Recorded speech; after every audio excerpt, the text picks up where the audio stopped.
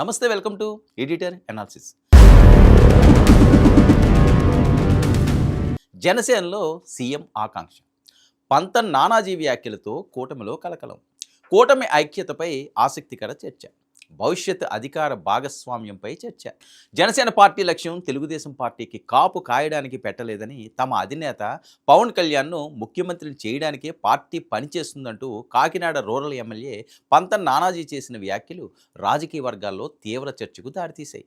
కూటమి ప్రభుత్వంలో భాగస్వామిగా ఉన్న సమయంలో ఈ తరహా ప్రకటనలు రావడం పొత్తులో విభేదాలకు నిదర్శనమంటూ ప్రత్యర్థి వర్గాలు ప్రచారం చేస్తున్నాయి. అయితే ఒక రాజకీయ పార్టీ నాయకుడిగా తమ పార్టీ అధినేత అత్యున్నత పదవిని అధిష్ఠించాలని కోరుకోవడంలో ఎలాంటి తప్పు లేదని విశ్లేషకులు అభిప్రాయపడుతున్నారు. ప్రజాస్వామ్యంలో ఏ రాజకీయ పార్టీ అయినా తమ అధ్యక్షుడి నాయకత్వాన్ని బలపరుస్తూ ఆయన్ను అధికార పీఠంపై కూర్చోబెట్టడానికే పనిచేస్తుంది. ప్రస్తుత కూటమి ప్రభుత్వంలో చంద్రబాబు ముఖ్యమంత్రిగా, పవన్ కళ్యాణ్ ఉప ముఖ్యమంత్రిగా పూర్తి సమన్వయంతో ప్రభుత్వాన్ని నడిపిస్తున్నారు. ఎమ్మెల్యే పంతం నానాజీ చేసిన ప్రకటన కేవలం పార్టీ కేడర్లో ఉత్సాహం నింపేందుకు, తమ నాయకుడిపై నిబద్ధతను చాటుకునేందుకు చేసినదే తప్ప కూటమి ప్రభుత్వ మనుగడను ప్రశ్నించేది కాదని జనసేన టీడీపీ శ్రేణులు అంటున్నాయి. పంతం నానాజీ కామెంట్స్ అలా ఉంటే, పల్లా శ్రీనివాస్ చేసిన వ్యాఖ్యలు ఇప్పుడు ఏపీ కూటమి రాజకీయాల్లో మరో చర్చకు తెరతీశాయి. 2029 ఎన్నికల్లో కూడా తెలుగుదేశం పార్టీ నుంచే ముఖ్యమంత్రి అభ్యర్థి ఉంటారని పల్లా చెప్పడం రాజకీయంగా ప్రాధాన్యం సంతరించుకుంది. ముఖ్యమంత్రి పదవిపై జనసేన ఎమ్మెల్యే పంతం నానాజీ చేసిన వ్యాఖ్యలు ఇప్పటికే హాట్ టాపిక్గా మారిన సమయంలో పల్లా శ్రీనివాసరావు వ్యాఖ్యలు సోషల్ మీడియాలో రావడంతో మరింత ఆసక్తిని పెంచుతుంది. అయితే పల్లా శ్రీనివాస్ వ్యాఖ్యలు పంతం నానాజీ వ్యాఖ్యలకు సమాధానంగా చేశారా, లేక సాధారణ రాజకీయ వ్యాఖ్యల్లో భాగంగానే చేశారా అన్నది మాత్రం స్పష్టత లేదు. అయినప్పటికీ సోషల్ మీడియాలో మాత్రం ఈ ఇద్దరి వ్యాఖ్యలను కలిపి వైరల్ చేస్తున్నారు వైసీపీ శ్రేణులు. కూటమి విచ్ఛిన్నం అవ్వాలని ఎదురు చూస్తున్న వైసీపీకి ఇది ఒక అడ్వాంటేజ్ అంటున్నారు. ఇక సోషల్ మీడియాలో వైరల్ అవుతున్న తన వీడియోపై కాకినాడ రూరల్ జనసేన ఎమ్మెల్యే పంతం నానాజీ క్లారిటీ ఇచ్చారు. వైఎస్ఆర్ కాంగ్రెస్ పార్టీ తనపై అవాస్తవాలు ప్రచారం చేస్తుందని పంతం నానాజీ ఆరోపించారు. తన మాటలను ఎడిట్ చేసి తప్పుడు ప్రచారం చేస్తున్నారని ఆరోపించారు. వైఎస్ఆర్ కాంగ్రెస్ పార్టీ ఫేక్ అని, ఆ పార్టీ నేతలు కూడా ఫేక్ నేతలంటూ పంతం నానాజీ తీవ్ర వ్యాఖ్యలే చేశారు. వైఎస్ జగన్మోహన్ రెడ్డి అరాచక పాలనకు వ్యతిరేకంగా టీడీపీ, జనసేన, బీజేపీ కలిసి కూటమిగా ఏర్పడ్డాయని, కూటమి పాలన 15 ఏళ్ల పాటు కొనసాగాలనేది తమ లక్ష్యమని నానాజీ స్పష్టం చేశారు. కూటమి పార్టీల మధ్య చిచ్చు పెట్టాలనే వైసీపీ ప్రయత్నాలు నెరవేరవని చెప్పుకొచ్చారు. ముఖ్యమంత్రి పదవి అనేది ప్రజాక్షేత్రంలో సాధించే సంఖ్యాబలం, పార్టీ బలోపేతంపై ఆధారపడి ఉంటుందని ప్రాథమిక రాజకీయ సూత్రం జనసేన నాయకత్వానికి కూడా సుస్పష్టంగా తెలుసు. అధికారంలో భాగస్వాములుగా ఉన్న పార్టీల మధ్య సిద్ధాంతపరమైన, వ్యక్తిగత ఆకాంక్షలు వేరువేరుగా ఉండడం భారత రాజకీయాల్లో కొత్తేమీ కాదు.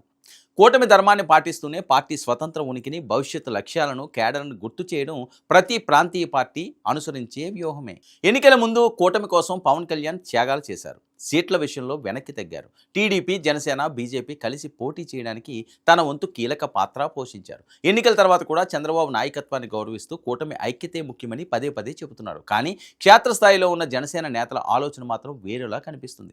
పవన్ కళ్యాణ్ ముఖ్యమంత్రి కావాలనే కోరిక పార్టీ శ్రేణుల్లో బలంగా ఉందనే విషయం పంతం నానాజీ వ్యాఖ్యలతో మరోసారి బయటపడింది. ఇక్కడ అసలు చర్చ పంతం నానాజీ ఒకరి వ్యాఖ్యల గురించి మాత్రమే కాదు, జనసేన పార్టీ రాజకీయ లక్ష్యం ఏంటి అన్నదే ప్రధాన ప్రశ్న.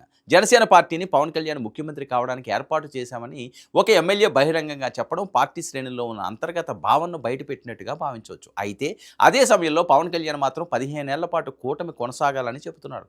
రాష్ట్రంలో స్వర్ణయుగం రావాలంటే టీడీపీ, జనసేన, బీజేపీ మధ్య ఐక్యత అవసరమని అంటున్నారు. అంటే అధినాయకుడి రాజకీయ వ్యూహం ఒకవైపు, క్షేత్రస్థాయిలో కార్యకర్తల ఆకాంక్ష మరోవైపుగా కనిపిస్తుంది. 2024 ఎన్నికలకు ముందు పరిస్థితిని చూస్తే పవన్ కళ్యాణ్ తీసుకున్న నిర్ణయాల ప్రాధాన్యం అర్థమవుతుంది. అప్పట్లో టీడీపీ, జనసేన, బీజేపీ కలిసి పోటీ చేయడం కోసం సీట్ల విషయంలో పవన్ వెనక్కి తగ్గారు. కూటమి ఓట్లు విడిపోకుండా ఉండడమే ప్రధాన లక్ష్యంగా పెట్టుకున్నారు. ఫలితంగా కూటమి ఘన విజయం సాధించింది. జనసేన పోటీ చేసిన స్థానాల్లో అద్భుతమైన ఫలితాలు సాధించింది. పవన్ కళ్యాణ్ స్వయంగా పిఠాపురం నుంచి గెలిచి ఉప ముఖ్యమంత్రిగా బాధ్యతలు చేపట్టారు. మరి ఈ విజయంతో ఆయన రాజకీయ స్థాయి మరింత పెరిగింది. అయితే ఎన్నికల విజయంతో ఒక కొత్త ప్రశ్న కూడా ముందుకు వస్తుంది. జనసేన పార్టీకి భవిష్యత్తులో అధికారంలో ఎంత వాటా ఉండాలి? పవన్ కళ్యాణ్ ఎప్పటి వరకు ఉప ముఖ్యమంత్రిగానే కొనసాగాలి. ఒకవేళ కూటమి 15 ఏళ్ళు కొనసాగితే ఆ 15 ఏళ్లలో జనసేన పాత్ర ఏంటి? ముఖ్యమంత్రి పదవి ఎప్పుడైనా జనసేనకు వస్తుందా? వస్తే ఎప్పుడు రావాలి? ఇలాంటి ప్రశ్నలకు ప్రస్తుతం స్పష్టమైన రాజకీయ ఒప్పందం పవన్, చంద్రబాబు మధ్య ఉంది. ఇక్కడ మరో విషయం కూడా గమనించాలి. పవన్ కళ్యాణ్ తన రాజకీయ ప్రయాణంలో పదవి కంటే వ్యవస్థ మార్పు, కూటమి ఐక్యతకు ప్రాధాన్యత ఇస్తున్నట్లు కనిపిస్తున్నాడు. చంద్రబాబుకు పరిపాలన అనుభవం ఉందని ఆయన బహిరంగంగానే చెబుతున్నాడు. రాష్ట్రాన్ని అభివృద్ధి చేయడానికి స్థిరమైన ప్రభుత్వం అవసరమని భావిస్తున్నాడు. అందుకే కూటమిలో ఎలాంటి విభేదాలు వచ్చినా వాటిని బహిరంగంగా పెంచకుండా జాగ్రత్తగా వ్యవహరిస్తున్నారు. టీడీపీతో పోటీ పడే రాజకీయాన్ని కూడా కలిసి పనిచేసే రాజకీయంగా ఎంచుకున్నారు.